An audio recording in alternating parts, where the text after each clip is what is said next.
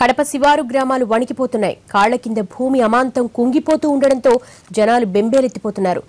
రైతులైతే పంట పొలాల దగ్గరికి వెళ్లాలంటేనే జంకుతున్నారు. ఎప్పుడు ఎక్కడ గుంత పడుతుందో తెలియక భయంతో ఉన్న జనాలకు లేటెస్ట్గా పెద్ద ముసల్రెడ్డి పల్లెలోని పొలాల్లో భారీ గుంతలు ఏర్పడడం ఆందోళన కలిగిస్తోంది.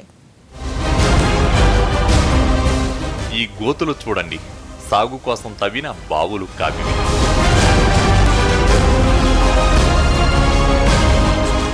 ఉన్నట్టుండి భూమి కుంగిపోతుంది. 5-6 మీటర్ల వైశాల్యంతో 10 అడుగులకు పైగానే గోతులు ఏర్పడుతున్నాయి.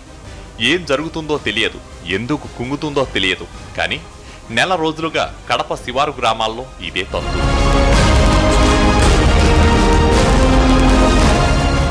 నెల రోజుల క్రితం కడప జిల్లాలో భారీ వర్షాలు కురిశాయి. అప్పటి నుంచి ఇలా భూమిలో భారీ గోతులు పడుతూనే ఉన్నాయి. తొలిసారిగా నాయనోరిపల్లెలో 10 అడుగుల నీళ్ల ట్యాంక్ అమాంతంగా భూమిలోకి వెళ్లిపోయింది.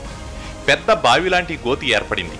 ఆ రోజు నుంచి బొగ్గ అగ్రహారం, పెద్ద ముసల్రెడ్డిపల్లె, గోడవాండ్లపల్లె గ్రామాల్లోని వరుసగా ఇలాంటి ఘటనలు జరుగుతూనే ఉన్నాయి. టోటల్ గా 2-3 గుంతలు పడ్డాయి. ఇప్పుడు మేము వ్యవసాయం చేయాలంటేనే భయంగా ఉంది. అసలు పొలాలకు వెళ్ళాలా వద్దా అనేది కూడా మాకు ఏం అధికారులు ఏం చెప్పడం లేదు. ఈ రోజు ఒకటి పడింది, ఉదయం ఒకటి పడింది, నిన్న కూడా ఒకటి పడింది. టోటల్ ఇప్పుడు ఆ గుంతలు చూస్తుంటే మాకైతే వ్యవసాయం చేయాలా వద్దా అనేది కూడా అర్థం కాని పరిస్థితుల్లో మేమైతే నిలబడిపోయాము. వరుసగా భారీ స్థాయిలో ఏర్పడుతున్న గోతులను పరిశీలించిన భూగర్భ శాస్త్రవేత్తలు వర్షాల వల్ల భూగర్భ మార్గంలో కాలువలు ప్రవహించడమేనని ఓ అంచనాకొచ్చారు.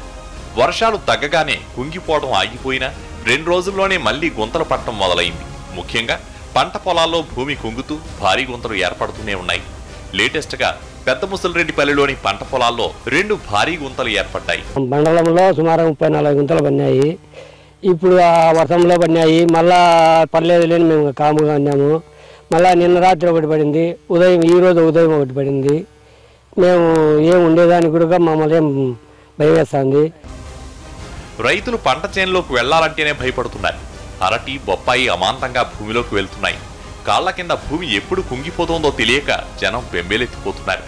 ఇప్పటి వరకైతే వ్యవసాయ భూముల్లోనే గోతులు ఏర్పడుతున్నా నాయనోరిపల్లి తరహాలో ఊళ్ళో గోతులు ఏర్పడితే ఎలా అంటూ ఆందోళన వ్యక్తం చేస్తున్నారు కడప శివారు గ్రామ ప్రజలు.